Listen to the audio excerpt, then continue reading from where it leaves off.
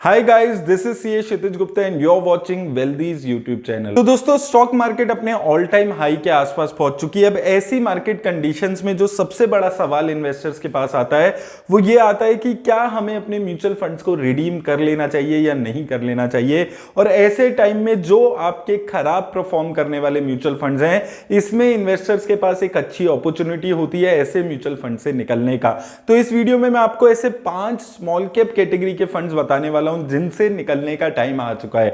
अब दोस्तों, ये 5 म्यूचुअल फंड्स मैंने कैसे सिलेक्ट किए, मैं एक बारी ब्रीफली आपको बताता हूं कि वो म्यूचुअल फंड्स जो 12-13% की ही रिटर्न्स 5 सालों में दे पा रहे हैं स्मॉल कैप कैटेगरी में, उनसे आपको निकलना जरूरी है। क्योंकि देखिए, 11-12% की रिटर्न तो हमें निफ्टी इंडेक्स फंड भी जनरेट करके दे रहा है।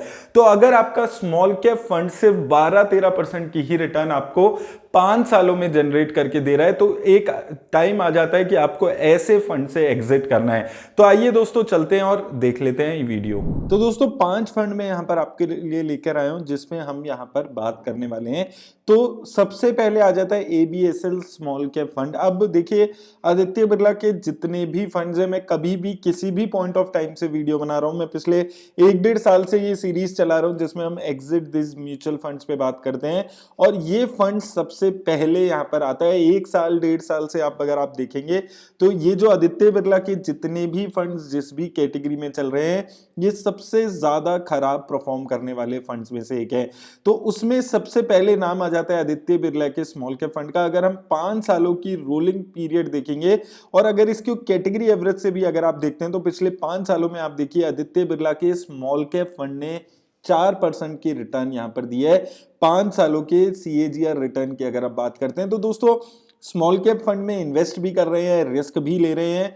और बहुत सारे स्मॉल कैप फंड्स हैं, ऑन एन एवरेज दो एटलीस्ट आपको 11-12% की रिटर्न दे रहे हैं। और आप एक ऐसे फंड में फंसे हैं जो सिर्फ 4% की रिटर्न दे रहा है। तो अगर आप इस फंड में इन्वेस्ट कर रहे हैं तो आपको निकलने की जरूरत यहां पर आ जाती है। देखिए, कंसिस्टेंट अंडर परफॉर्मर यहां पर ये फंड रहा है। किसी भी पीरियड में, किसी भी पॉइंट ऑफ टाइम पे ये फंड परफॉर्म करता हुआ नजर नहीं आता है।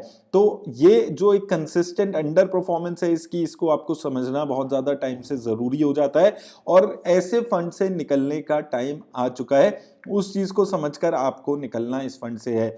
दूसरा फंड अब चलते हैं। तो दूसरा फंड का नाम आ जाता है Franklin India smaller companies fund. अब ये फंड की भी अगर हम 5 सालों की रोलिंग रिटर्न पीरियड देखते हैं तो आपको देखने को मिलेगा ये फंड भी काफी अंडर परफॉर्म करते हुए नजर आ रहा है। इस फंड ने भी सिर्फ 11% के आसपास की ही रिटर्न दी है।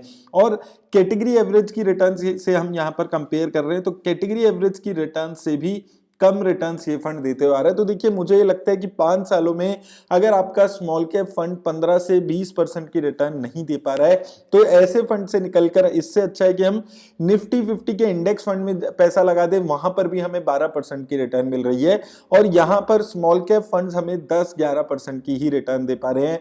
एक जो हमने पहले फंड देखा है वो तो 5% की ही रिटर्न दे रहा है। तो ऐसे फंड से निकलना जरूरी हो जाता है, क्योंकि हम जो स्मॉल कैप फंड्स में इन्वेस्ट करते हैं वो इसीलिए इन्वेस्ट करते हैं क्योंकि स्मॉल कैप फंड्स में एक कैपेबिलिटी होती है कि वो ज्यादा रिटर्न्स दे सकते हैं। अब 1-2 साल के पीरियड में किसी ने रिटर्न नहीं दी, कोई दिक्कत की बात नहीं होती। 3 साल में भी रिटर्न्स नहीं दे रहे, चलो हम थोड़ा बहुत समझ सकते हैं कि फंड में अंडर परफॉर्मेंस आ रही है। लेकिन 5 साल का पीरियड एक बहुत लंबा पीरियड होता है। अगर कोई फंड इस पीरियड में भी परफॉर्म नहीं कर पा रहा है तो टाइम से निकलना बहुत ज्यादा जरूरी होता है। इसके अलावा दोस्तों और फंड्स पे बात कर लेते हैं। तो इसके बाद नेक्स्ट फंड आ जाता है एचएसबीसी स्मॉल कैप फंड। यहां पर अगर आप देखेंगे 5 सालों की सीएजीआर रिटर्न 7.5% की है। सिर्फ 7.5% की रिटर्न ये फंड दे रहा है। अगर आप यहां पर देखेंगे, लगातार अंडर परफॉर्मेंस यहां पर देखने को मिल रही है। 7.5% की रिटर्न दोस्तों, समझ के चलिए, अगर आप इन फंड्स में फंसे हैं और आप इस उम्मीद में बैठे हैं कि क्या हो सकता है ये फंड बहुत अच्छी रिटर्न्स दे दे, तो उस वजह से बहुत लंबे टाइम से आप अपना पैसा जो है वो गलत फंड्स में फंसाकर यहां पर बैठे हैं। तो उस चीज को थोड़ा सा आपको समझकर इन्वेस्ट करने की जरूरत है। तो ये एक चीज है जिसको आपको ध्यान में रखना है। अगर आप इस फंड में इन्वेस्ट कर रहे हैं तो टाइम से निकलना यहां पर भी थोड़ा सा आपके लिए जरूरी हो जाता है। ये देखिए, आप यहां पर हम देखते हैं 5 सालों का ये पीरियड है, 5 सालों की रोलिंग रिटर्न्स है। 31 मई 2017 से 31 मई 2022 के पीरियड में देखेंगे 10% की रिटर्न है। आज के टाइम में देखेंगे पिछले 5 सालों में 7.5% की रिटर्न है। तो रिटर्न्स कंसिस्टेंटली खराब ये फंड दे रहा है, तो निकलने का टाइम इस फंड से भी अब आ चुका है। इसके बाद नेक्स्ट फंड पे चलते हैं। तो नेक्स्ट फंड का नाम आ जाता है सुंदरम स्मॉल कैप फंड। ये भी 5 सालों की अगर आप रिटर्न देखते हैं, इस फंड ने 8.5% की CAGR रिटर्न पिछले 5 सालों में दी है। इससे पहले आप किसी भी पीरियड में यहां पर देखेंगे तो आपको यही चीज देखने को मिलेगी कि अंडर परफॉर्मेंस देखने को मिल रही है, कभी 8.5% की, 6% की, तो इसी रेंज में 8 से 10% की रेंज में लगातार ये फंड रिटर्न्स दे रहा है। अब कुछ ड्रास्टिक चेंजेस इस फंड्स में होते हैं तो हो सकता है ये फंड्स अच्छे रिटर्न्स देने लगे, लेकिन 5 सालों तक अगर इतनी खराब रिटर्न्स है तो आपके लिए सोचना और इन फंड से निकलना जरूरी हो जाता है। अब चलते हैं और आखिरी फंड देख लेते हैं इस कैटेगरी में। तो आखिरी फंड इस कैटेगरी में आ जाता है DSP स्मॉल कैप फंड। हालांकि इस फंड ने 12% के आसपास की रिटर्न दी है, लेकिन मैंने जैसे आपको शुरू में बताया था, स्मॉल कैप फंड्स में हम ये नहीं देख रहे हैं कि कौन सा फंड कैटेगरी एवरेज को बीट कर पा रहा है या फिर बेंचमार्क इंडेक्स को बीट कर पा रहा है या नहीं कर पा रहा। अगर कोई फंड 12% की रिटर्न 5 सालों में दे रहा है तो वो रिटर्न हम इंडेक्स फंड से भी जनरेट कर पा रहे हैं। तो वो चीज को आपको समझना जरूरी होता है। अगर हम स्मॉल कैप फंड्स की बात करते हैं, स्मॉल कैप फंड्स में इन्वेस्ट करते हैं, तो हम एक्सपेक्ट करते हैं कि अच्छी रिटर्न्स इन फंड से आपको जनरेट करने को मिले। तो ये फंड के बारे में भी आप यहाँ पर देख सकते हैं, सोच सकते हैं। इन सभी फंड्स में से एक बार आप दोबारा से रिव्यू कर लीजिए, अपने पोर्टफोलियो को रीअलाइन करने की कोशिश करिए, क्योंकि मार्केट अभी अच्छा ऊपर जा रही है। हो सकता है आपको एक अच्छी एग्जिट इन फंड से यहाँ पर मिल जाए, तो उन चीजों का ख्याल रख के यहाँ पर आपको इन्वेस्ट करने के बारे में सोचना है। तो उम्मीद करता हूं दोस्तों इस वीडियो से हेल्प मिलेगी, लेकिन याद रखिए ये वीडियो किसी भी तरह की इन्वेस्टमेंट की एडवाइस नहीं देती है। सिर्फ ये वीडियो मैं एजुकेशन पर्पस के लिए बना रहा हूं। मेरी तरफ से बस इतना ही, धन्यवाद। मार्केट में उठना और गिरना तो चलता ही रहता है, लेकिन अगर लाइफ में ऐसा हो तो नहीं चलता। हम सबको पता है कि कल किसी ने नहीं देखा और ना ही हम लोग देख सकते हैं, लेकिन हम लोग अपना फ्यूचर तो सिक्योर कर ही सकते हैं। So I am going to tell you about 3 reason why you should consider getting term insurance plan today. सबसे पहला रीजन अपने पेरेंट्स और अपनी फैमिली के लिए। जब भी हम टर्म इंश्योरेंस प्लान लेने के बारे में सोचते हैं तो हम अपने वाइफ, अपने बच्चों के नजरिए से सोचकर टर्म इंश्योरेंस प्लान लेते हैं, लेकिन आपके पेरेंट्स का क्या? अगर भगवान ना करे ऐसा कुछ हो, लेकिन कल को अगर आपको कुछ हो जाता है तब उनका क्या होगा? तो ऐसे में काम आता है टर्म इंश्योरेंस प्लान, जो आपके जाने के बाद भी आपकी फाइनेंशियल वेलबींग का ख्याल रखती है, आपकी फैमिली की, और आपकी फैमिली को सिक्योर रखती है। दूसरा रीजन अपने डेट पे ऑफ करने के लिए।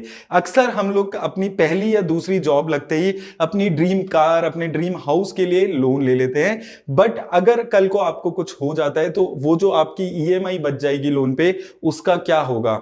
उसके लिए काम आता है आपका टर्म इंश्योरेंस। टर्म इंश्योरेंस में जो आप सम एश्योर करते हो, उससे आपके जाने के बाद भी आपके पेरेंट्स, आपकी फैमिली, वो जो आपका बचा हुआ लोन है उसको उतार सकती है। इसलिए टर्म इंश्योरेंस लेना आपके लिए बहुत ज्यादा जरूरी है। और तीसरा रीजन है रीजनेबल प्रीमियम। जब हम यंग और हेल्दी होते हैं तो बहुत सारे इंश्योरर्स हमें काफी कम प्रीमियम पे एक अच्छा खासा कवर दे देते हैं। आप 1 करोड़ तक का इंश्योरेंस करवा सकते हैं 1000 से 1500 पर मंथ में। और हम सबको पता है ये बहुत ही लो कॉस्ट है, लेकिन जैसे जैसे हमारी उम्र बढ़ती जाती है ये जो प्रीमियम का अमाउंट है ये भी बढ़ता जाता है। तो इसलिए आपको एक सर्टेन एज तक इंश्योरेंस लेना बहुत ज्यादा जरूरी हो जाता है। So if you are interested in taking a term insurance plan, I will highly recommend you to talk to Wealthy's trusted wealth partners. They provide free consultation and spam free advice. तो Wealthy के wealth partner से consultation book करने के लिए मैंने link description में आपको दे दिया है। आप जाकर अपने टाइम के हिसाब से उनसे मीटिंग फिक्स कर सकते हैं,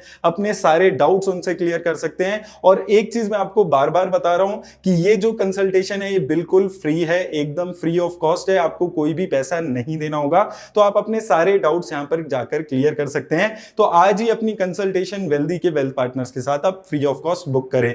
थिंक वेल्थ, गेट वेल्दी।